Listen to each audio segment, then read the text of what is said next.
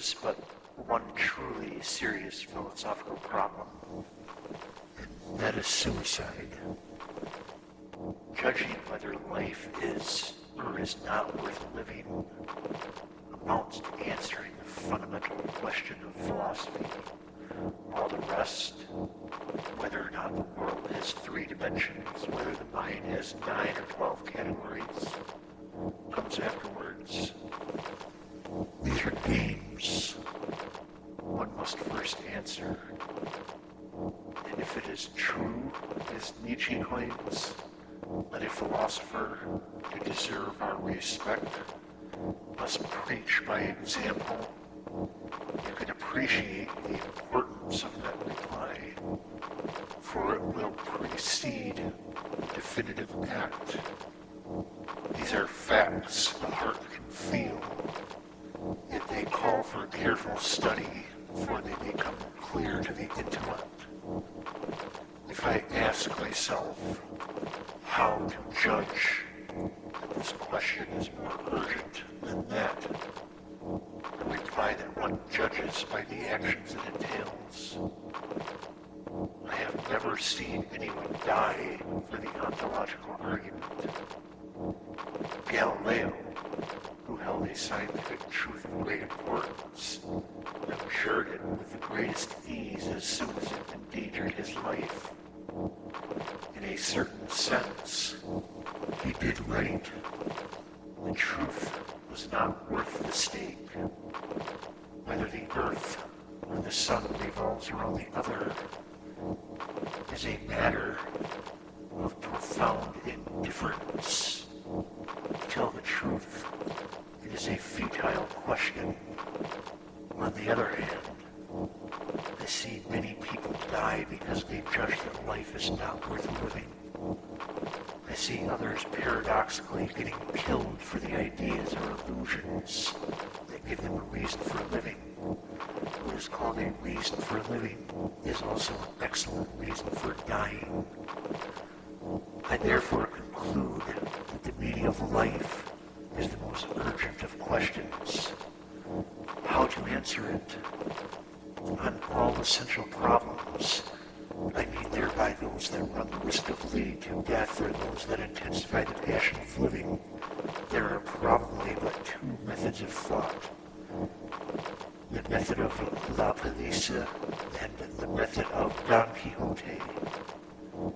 Solely the balance between evidence and lyricism can allow us to achieve simultaneously emotion and lucidity.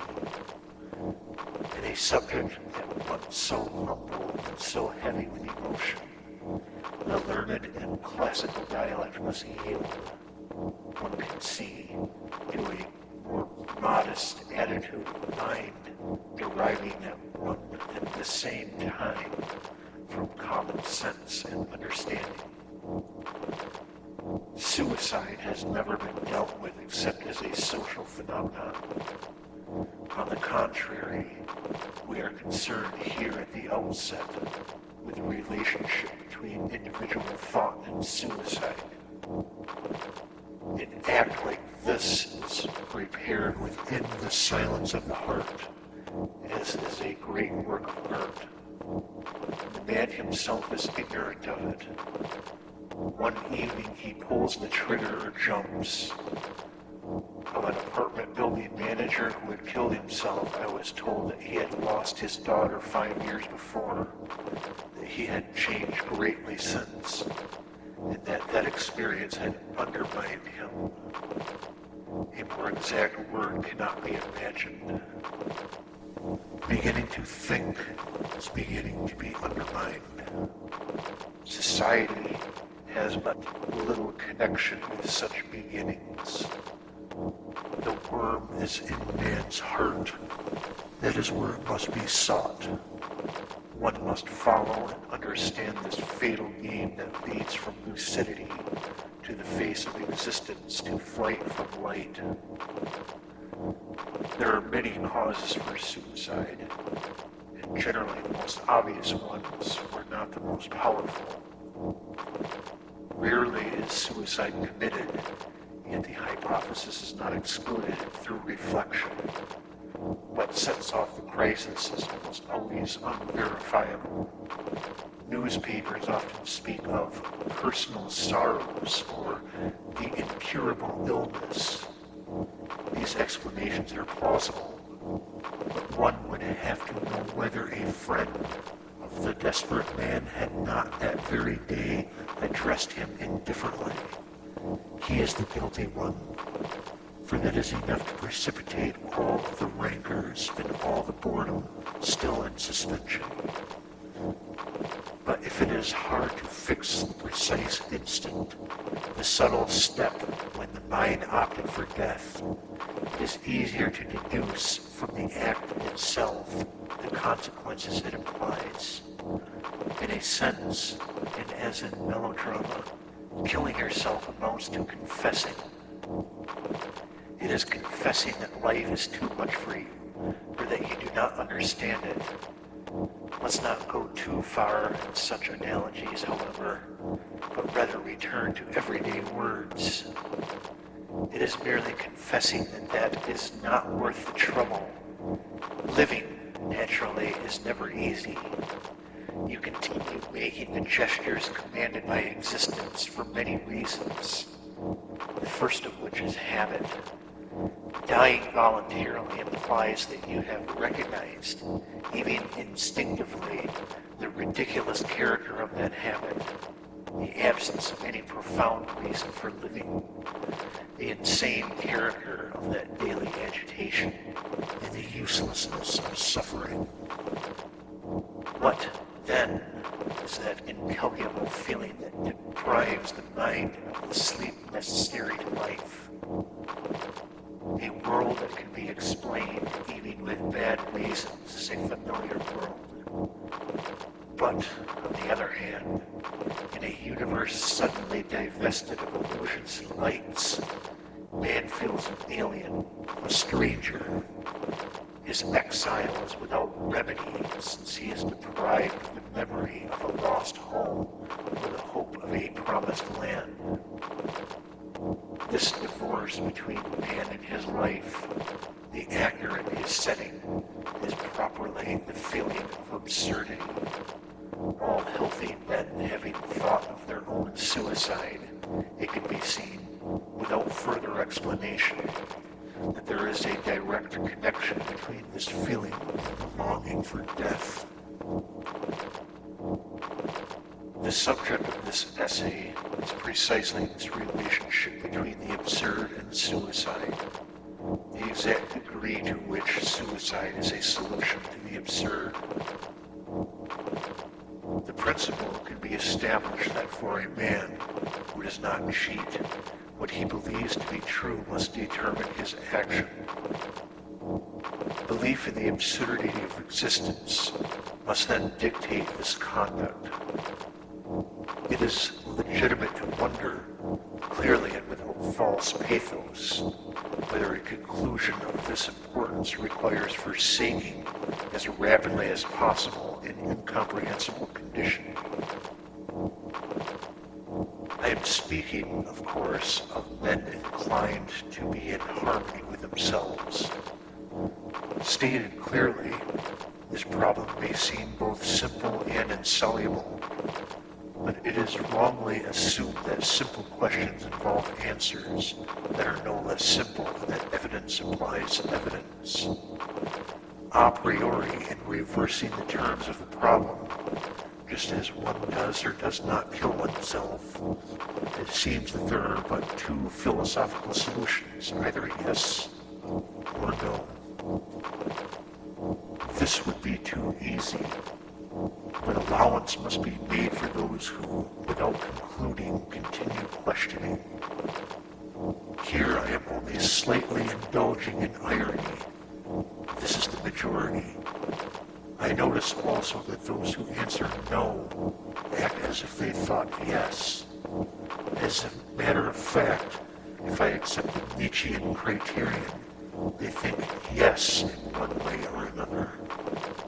On the other hand, it often happens that those who commit suicide were assured of the meaning of life. These contradictions are constant. It may even be said that they have never been so keen as on this point where, on the contrary, logic seems so desirable. It is a commonplace to compare philosophical theories, the behavior of those who profess them. But it must be said that of the thinkers who refused a meaning to life, none except Kirillov, who belongs to literature, Peregrinos, who is born of legend, and Jules Lecoeur, who belongs to hypothesis, admitted his logic to the point of refusing that life. Schopenhauer is often cited as a fit subject for laughter because he praised suicide while seated at a well-set table. This is no subject for joking. That way of not taking the tragic seriously is not so grievous, but it helps to judge a man. In the face of such contradictions and obscurities, must we conclude that there is no relationship between the opinion one has about life and the act one commits to leave it? Let us not exaggerate in this direction. In a man's attachment to life, there is something stronger than all the ills of the world. The body's judgment is as good as the mind's, and the body shrinks from annihilation. We get into the habit of living before acquiring the habit of thinking. In that race which daily hastens us toward death, the body maintains its irreparable lead. In short, the essence of that contradiction lies in what I shall call the act of eluding, because it is less and more than diversion in the Pascalian sense. Eluding is the invariable aim. The typical act of eluding, the fatal evasion that constitutes the third theme of this essay, is hope. Hope of another life one must deserve, or trickery of those who live not for life itself, but for some great idea that will transcend it, refine it, give it meaning, and betray it. Thus, everything contributes to spreading confusion. Hitherto, and it has not been wasted effort, people have played on words and pretended to believe that refusing to grant meaning to life necessarily leads to declaring that it is not worth living. In truth, there is no necessary common measure between these two judgments. One merely has to refuse to be misled by the confusions, divorces, and inconsistencies previously pointed out. One must brush everything aside and go straight to the real problem. One kills oneself because life is not worth living. That is certainly a truth, but an unfruitful one because it is a truism. But does that insult to existence, that flat denial in which it is plunged, come from the fact that it has no meaning? Does this absurdity require one to escape it through hope or suicide? This is what must be clarified, hunted down, and elucidated while brushing aside all the rest. Does the absurd dictate death? This problem must be given priority over others, outside all methods of thought and all exercises of the disinterested mind. Shades of meaning, contradictions, the psychology that an objective mind can always introduce into all problems have no place in this pursuit and this passion. It calls simply for an unjust, in other words, logical thought. That is not easy. It is always easy to be logical. It is almost impossible to be logical to the bitter end. Men who die by their own hand consequently follow it to its conclusion, their emotional inclination. Reflection on suicide gives me an opportunity to raise the only problem to interest me. This Is this where logic, to the point of death?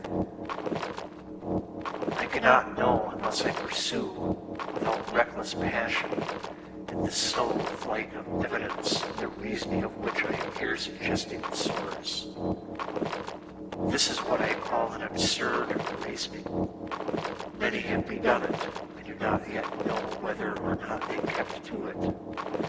When Karl Jaspers, revealing the impossibility of constituting the world as a unity, exclaims, "This limitation leads me to myself, where I can no longer withdraw behind an objective point of view that I am merely representing, where neither I myself nor the existence of others can any longer become an object for me." He is evoking, after many others, those waterless deserts where thought reaches its confines. After many others, yes indeed, but how eager they were to get out of them. At that last crossroad where thought hesitates, many men have arrived, even some of the humblest. They then abdicated what was most precious to them, their life. Others, princes of the mind, abdicated likewise, but they initiated the suicide of their thought in its purest revolt. The real effort is to stay there, rather, insofar as that is possible, and to examine closely the odd vegetation of those distant regions. Tenacity and acumen are privileged spectators of this inhuman show in which absurdity, hope, and death carry on their dialogue. The mind can then analyze the figures of that elementary yet subtle dance before illustrating them and relieving them itself.